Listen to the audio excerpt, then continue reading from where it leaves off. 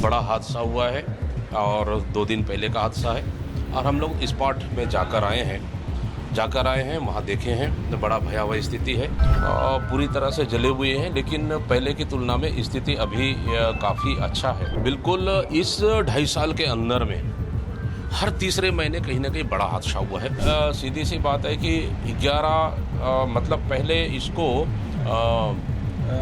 11-10 साल हाँ मतलब 11 साल बंद था वो, कोई जानता है कि पहले है नहीं? इथेनॉल लिया था। एथेनॉल ने खरीदा किसानों से, फिर उसके बाद उन्होंने पूरा स्ट्रक्चर खड़ा किया, पूरा फैक्ट्री उन्होंने तैयार की, फिर 11 साल बंद रहा। बंद होने के बाद 11 साल बाद चालू हुआ, मतलब लगभग 400 लोगों की, मजदूरों की जान गई है। बड़ी बात है। मतलब इस तरह से कब तक चलेगा? तो शक्ति पावर प्लांट हादसे के बाद कांग्रेस की जांच टीम लगातार निकली हुई है। कुछ देर पहले शक्ति में पावर प्लांट जहां पे हादसा हुआ था वहां पर टीम ने निरीक्षण किया है। खामियां किस तरह की थी जानने की कोशिश की है, श्रमिकों से जाकर मिलकर घटनास्थल का जायजा लेने की कोशिश की है। और अभी कुछ मिनट पहले जिंदल हॉस्पिटल टीम पहुंची हुई है और जो घायल श्रमिक हैं, जो जिनका इलाज चल रहा है, कुशल क्षेम जानने की कोशिश की गई है और लगातार खामियों को लेकर कांग्रेस सवाल उठा रही है। पीसीसी अध्यक्ष दीपक बैज हमारे साथ मौजूद हैं। घटना के बाद लगातार वो भी मॉनिटरिंग कर रहे हैं। सर, आपसे बात कहूँगा, क्या कहेंगे, ये बड़ी घटना हुई है, किस तरह की स्थितियाँ हैं? बड़ा हादसा हुआ है और 2 दिन पहले का हादसा है और हम लोग स्पॉट में जाकर आए हैं वहाँ देखे हैं तो बड़ा भयावह स्थिति है। पूरी सामान, जूता पूरा बिखरा पड़ा हुआ है और अभी हम लोग रायगढ़ के जिंदल हॉस्पिटल में आए हैं और यहाँ आकर जो भर्ती है उनसे मिले हैं। पूरी तरह से जले हुए हैं, लेकिन पहले की तुलना में स्थिति अभी काफ़ी अच्छा है जी। और हम तो ईश्वर से कामना भी करते हैं और अस्पताल प्रबंधन से बात भी करेंगे ताकि इनको बेहतर सुविधा मिल सके और जल्दी ठीक हो जाए। लेकिन कुछ सवालें हैं, हम लोगों ने सवाल उठाया है कि सीधी सी बात है कि 11 मतलब पहले इसको 11-10 साल हाँ मतलब 11 साल बंद था वो, कोई जानता है कि पहले है नहीं? इथेनॉल लिया था। एथेनॉल ने खरीदा किसानों से, फिर उसके बाद उन्होंने पूरा स्ट्रक्चर खड़ा किया, पूरा फैक्ट्री उन्होंने तैयार की, फिर 11 साल बंद रहा। बंद होने के बाद 11 साल बाद चालू हुआ।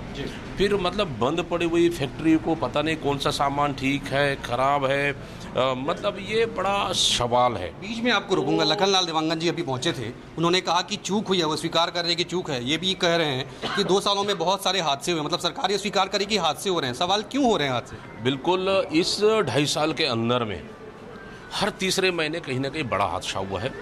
लगभग 400, अभी महंत जी कह रहे थे कि 396, मतलब लगभग 400 लोगों की, मजदूरों की जान गई है। बड़ी बात है। मतलब इस तरह से कब तक चलेगा? तो इसका जिम्मेदार कौन है? तो ये सबसे बड़ा सवाल है। इसीलिए इस पे जांच होना चाहिए, जो जिम्मेदार है उस पे कड़ी से कड़ी कार्रवाई होना चाहिए और सरकार आने वाला समय में इन हादसों को कैसे रोके, इसके लिए क्या प्रबंध किया है।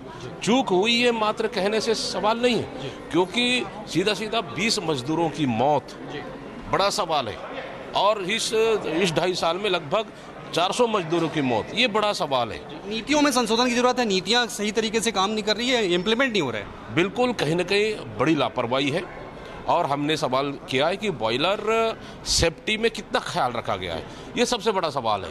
तो इन बिंदु पे हम लोगों ने जांच कमेटी बनाई है। प्रमुख तौर पे क्या क्या, किन बिंदुओं पे कांग्रेस जांच चाहती है और आप लोगों ने क्या कुछ खामियां देखी लोगों ने देखिए, बॉयलर सेफ्टी से लेकर जो करीबन 10-11 साल बंद था, आज उसको कमीशनिंग हुई होगी, कमीशनिंग में उसके बाद 11 साल बंद पड़ी हुई, आज वो प्लांट आज चालू कर रहे हैं। साल भर चला, उसका बड़ा हादसा कि कहीं जंग तो नहीं लगी हुई थी बॉयलर में, कहीं ज़्यादा प्रेशर तो नहीं था, गेज में प्रेशर तो नहीं था, या फिर कहीं आयल लीकेज तो नहीं था। तो कहीं ना कहीं मतलब एक बड़ा सवाल पैदा करता है, तो इसलिए इसको बड़ी जांच की आवश्यकता है। अब आगे क्या चाहती है कांग्रेस, क्या होगा इसमें, कांग्रेस का क्या कदम रहेगा? अभी तक कमेटी बनाए हैं, कमेटी जांच करेगी और हम चाहते हैं कि जो भी जांच हो, प्रशासन ने भी जांच कर रही है, प्रशासन स्तर से भी सरकार ने भी जांच कर दे दी है, लेकिन जो भी जांच हो, जो भी कमियां हो, वो सार्वजनिक रूप से बाहर आना चाहिए ताकि सबको पता चले कि लापरवाही हुई है या फिर क्या हुआ है। वो कार्रवाई नहीं हुई है लेकिन अभी तक बिल्कुल अब सरकार कहीं लिपापोती करने में तो नहीं लगी है, ये सबसे बड़ा सवाल है। अभी तक FIR नहीं होना, किसके नाम से FIR हुआ है, ये पहले सरकार स्पष्ट करे। तो जाहिर तौर पर पीसीसी अध्यक्ष दीपक बैज हमारे साथ थे, उन्होंने साफ तौर पर सवाल ये उठाया है कि इस मामले में सरकार कहीं ना कहीं ढुलमुल रवैया अपना रही है, कड़ी कार्रवाई इस मामले में होनी चाहिए, निष्पक्ष जांच की मांग पीसीसी अध्यक्ष दीपक बैज ने की है। कैमरामैन जितेंद्र सोनी के साथ अविनाश पाठक, IBS24 रायगढ़।